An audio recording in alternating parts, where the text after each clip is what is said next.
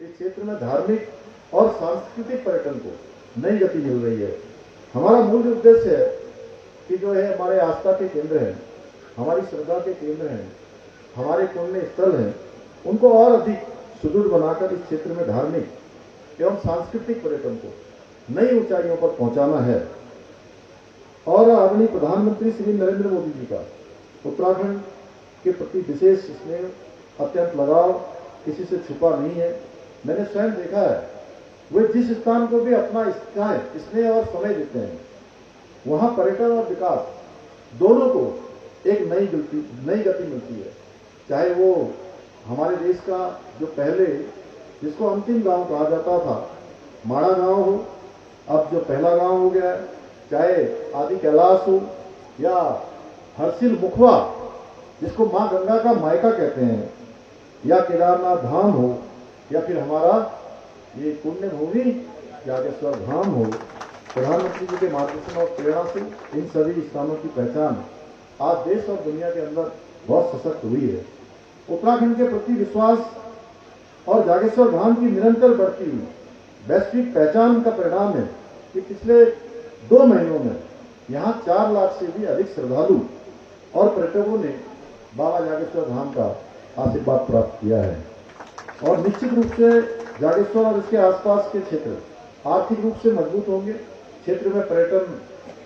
बढ़ने से यहाँ के स्थानीय दुकानदारों को, होटल वालों को, होम स्टे संचालकों को, हमारे टैक्सी और टूर का जो प्रोग्राम बनाते हैं, ऐसे पर्यटन से जुड़े हुए सभी कारोबारियों को फायदा मिलेगा। वैसे तो मुझे आप लोगों के बीच में बहुत सारी बातें करनी थी, लेकिन अभी मुझे जन जन की सरकार, जन जन के द्वार कार्यक्रम में भी जाना है और मुझे बताया गया है कि हजारों लोग इंतजार कर रहे हैं, इसलिए मैं और अधिक नहीं बोलूँगा क्योंकि ये यहीं पर कार्यक्रम हो रहा है, वहाँ पर भी बात रखनी है। भाइयों बहनों, हम उत्तराखंड को देश का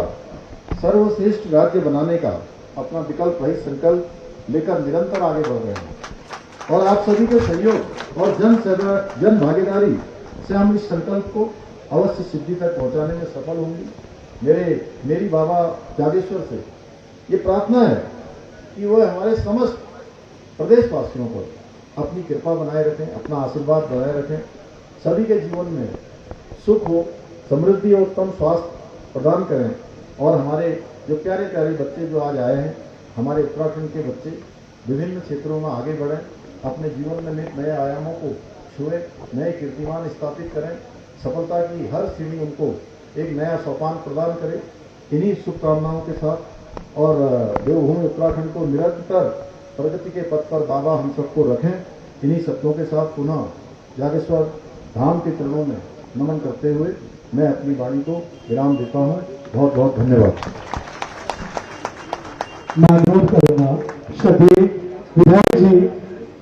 जागेश्वर